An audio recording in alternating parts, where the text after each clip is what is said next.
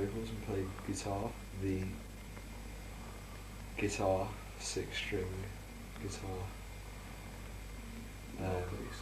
So when did it all start? See? Well, it's interesting that actually. I think it must have been like. I think I calculated it. And I reckon it was in. We were playing around in like early 90s, like 92 and stuff like that. When we like doing stuff because we had this little project called Junker, and we were in it, and we were the only 2 members in the band now that were in it then, and we had a few of our mates. We didn't have any bass player or drums at first, and we sort of built it up, and I reckon by about 94 or whatever, 95, we just sort of became Asbestos Popcorn, because I think you wrote a song, you know, Yeah. it's called Asbestos Popcorn, and then we just like just take the name from that. And We got the name because we ran to Simon Cook's. He used to play drums for us, but now he plays in the more highly acclaimed Haley's Cake. And we went round and we were watching some videos and stuff. His mum bought this bag of popcorn in the day, and he poured it out for us in this bowl. And when we ate it, it left that kind of, I don't know, sugary beard around our faces. Phosphorus. Yeah, phosphorus. So we said to Cookie, we said, this is asbestos popcorn, and he got offended because his mum bought it, you see. So he said, oh, don't say that about the mum's popcorn. We said anyway, it pissed him off, didn't it? Yeah, that is why we named it. And it's good. Also, in the old tradition of conflicting things that rock bands of our calibre use, like Led Zeppelin wouldn't fly, would it? Like, what's the other ones, aren't they? Like, Def Leppard. Leopards are like good hearing. and of course, Asbestos Popcorn wouldn't pop because, I mean, like, you know, asbestos is inflammable, isn't it? So it's heat proof. So there you go. Yeah, that's actually. I thought of that. Did you? You get when it's pretending that it's all about those ages, yeah? Yeah, well. I was thinking like asbestos. Well, we basically just made the name up and liked it, so we called it that. But we bring meaning to it later because it's good too, isn't it? Makes you seem more intellectual, doesn't it? Yeah, it does. Yeah. What was our first song called? It was Train Tripping, wasn't it? Yeah, train tripping. How did that old The train tricks. Yeah. rum So we used to do these things with, on his. He used to have his acoustic guitar. We used to do like radio stations, and I suppose you could say that's where the roots of a lot of stuff we've done together is, because we used to just do improvisations like radio station songs and Mission Mosh and Metal Mission Mosh. yeah, or Mosh radio station. Yeah. In this room, yeah, it was good. There was a weekly slot where Cookie was the gimp. Yeah. Yeah, I used to beat him. On a recording. Yeah. It's good. Yeah, it was, I don't really.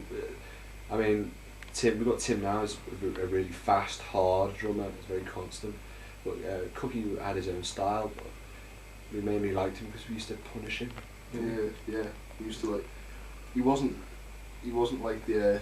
He didn't have the most stamina in the world. He liked the good like Restitution songs. So, but we liked the fact that like he was pushing himself really hard. That used to turn us on. Yeah, like pushed himself really hard. He had to push himself really hard to complete each song, and that was what was good about him. We used to put them through drainage after the gigs. But unfortunately, it just all went on to better things. And it's just the way. Cookie's no longer with us now, playing, as I said, for the more highly acclaimed Haley's Cake. Yeah. Which I reckon they whizzed our name because it's to do with food, isn't it? Party food, popcorn, cake. Yeah. You know what I mean? But they said it was because the lead singer ate a cake made by a friend Haley, and it was a mushroom cake, and that's why they said it was Haley's Cake. I don't reckon it is. I reckon it's because they nicked the party food theme.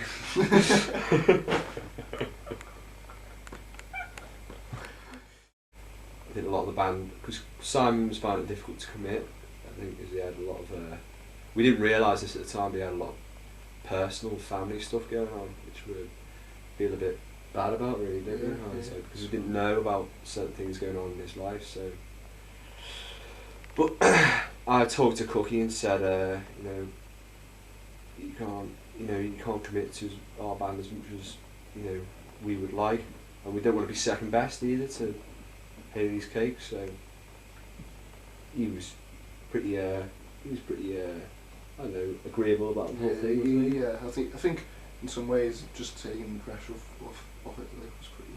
Yeah, it was good for him. It meant he could get on with things more, and we could get on with things more. So it was better for everyone. But it was still difficult, actually, taking the step and saying to Si, this is it. Because I mean, he's a good guy. He's a good drummer. Yeah. And an incredible gig. Yeah, he's great. Like, great character. And it was pretty good. And especially, I reckon, like 4 gigs. Like I remember when we played at Lomax that first time, and he was just like trying to get us to pray, but we just didn't want any of it. Yeah, we're not religious though. But he used to get very nervous before the gigs, but that's another thing which we liked about it. As symbolised by his Miss Snurbies and the Ignore One Too Many. You all thought it was going to fall apart, but it came back together. It turned out to be an incredible moment, didn't it? Well, I think Rizza made a few his opening chords were actually out there. That's in true Rizza style, I suppose. Yeah. We were the only people that were playing at the start then. Yeah. The occasion took over him. I think with Richard it was the alcohol that took him. I broke a string. I seem to break strings. Yeah. I think it's because we're so rough and ready, or it might be something to do with guitar. But we'll put it this way: if you hadn't put that string, then we wouldn't play Johnny, and Johnny turned out to be brilliant. And really, it's a rocky path, isn't it? Like. Yeah, certainly is. For us, definitely. Rocky. But, Rocky, yeah. But or Rocky. Yeah, Rocky could be that as well. Yeah. But I think that was the peak in some ways. In the way like all those people turned up in it, because we just got so many people. Interesting the way things have turned out. Very interesting. You can say much stuff. I reckon you in particular are very experienced on the band, so from doing gigs. So it's not just the playing though. It's pulling business deals here. Yeah. Pulling business deals there. A bit of ducking and diving. You have to be not only a musician, but you also have to be a bit of a Del boy. It's a tough world out there. It's a tough world. Yeah. But we're hard and professional. We've had our fair share of feuds with other bands, haven't we? Yeah. But we haven't instigated at all. But bands, for some reason, just saw us. Don't like us. See us as a threat. Yeah. I think it's because we're so good looking and chaotic. Yeah. We just sort of spark controversy and just energy. But you don't have to play to perform. So that's one of the quotes. Yeah, that's what we say. Because like spark reaction wherever we go. It might not be good.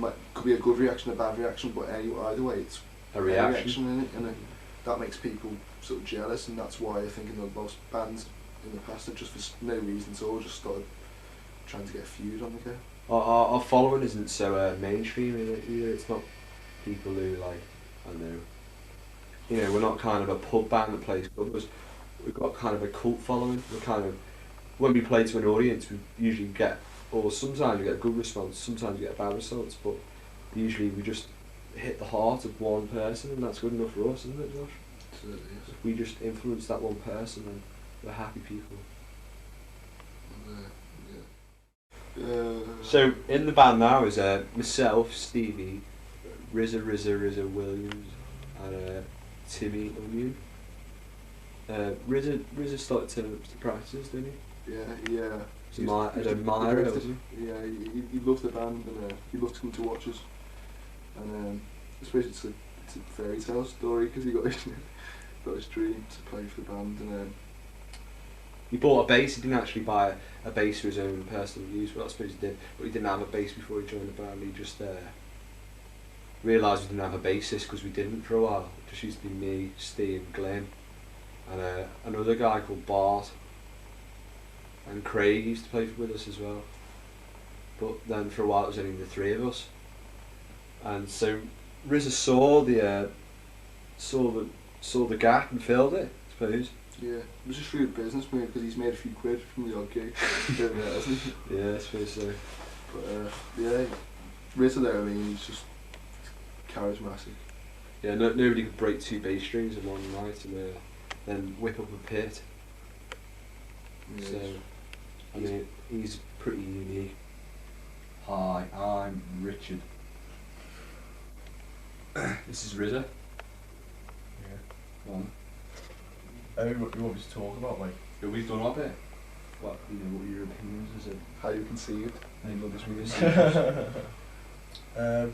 yeah, well, I first met these guys when I was young and I was still in junior school, and we've sort of grown up together, and we had a really great childhood together. yeah, we did have a good childhood On the together. banana boat. Yeah. Yeah. Down that slope in the corner. The slidey mat in the summer with the washing room. Yeah. Bananas and slit ways, basically, wasn't it? Yeah. Yeah, so I was always conscious of the band, and I was actually a fan in the days when it was Junker and previously before that. But when it came to a time when they didn't have a bass player, so I thought if we get a bass, then I might be able to be in the band. So I asked the guys, and they were up for it, weren't you? Very much so. Wow. As long as you got 100, as long as you had, wattage is so important. Yeah. Yeah. We said it on one. It so- had to be the 100, didn't it? When we went to the shop to buy it, because I didn't even know how to play the guitar or anything, and Glenn had tried to teach me a few songs, but Tried. wasn't I really succeeded. good. But yeah, we went to the shop. They tried and died. And they asked what sort of guitar, and it was bass, and he asked if I wanted to play it, and didn't really know how to play it, and then he just goes, so what wattage amp do you want? And I got a 100 watt amp, and the bloke was laughing and saying, oh, you don't need more than 10, but got a 100 watt one anyway, and then joined the band at Christmas. And then after the Christmas holidays, we started practicing in the school together, and sort of doing the vocal covers. Yeah. Well, I remember that. I still remember an occasion coming around to your house and teaching me blue wrong. Yeah. That was Yeah. brilliant. Yeah. And come as you are. Yeah. My own versions of them, because I didn't have the book, didn't Yeah. I? Really crap, didn't they? Well, you weren't crap. We weren't bad, were they? Well, you still were. Wasn't your first gig at the UV? Yeah, first You gig was nervous? equal. I wasn't nervous actually, because I was quite drunk, so that sort of took the nerves away. But and then after that, it was sort of custom to get drunk for live performances. Hence the performance at Birmingham. Yeah, so we joined the band, and then it developed from playing covers to playing our own songs, and then playing our own songs the whole time, which was much better, and we gained a lot more respect for that. And also our own personal imaginations are satisfied with playing our own stuff instead Yeah. of regurgitating. Yeah, because it's good playing any type of music really, but when you're playing your own music, it's a lot better. Yeah. I mean, we know a lot of bands that do covers and stuff, so we didn't want to be part of the crowd, part of the wheel of life, the cog of the Yeah. machine. The escalator of life. Yeah. Yeah, so we'd like to make a living from the band, But we feel we're too extreme to appeal to. but we're happy as following it through with a hobby. People of At the our own, moment. people of our own psyche don't understand us, you see. Yeah, Well, but it would be good to make a living from it, wouldn't it? Yeah. And live the lifestyle. We should look out for us though. You might see us in some dodgy gig, like in some back room somewhere. playing the scummy streets of Seattle. Yeah. It was a fantasy of ours. Yeah. So, Goodbye for now. so said to Ian, just like put the skip outside the house and then just leave it there. Goodbye for now.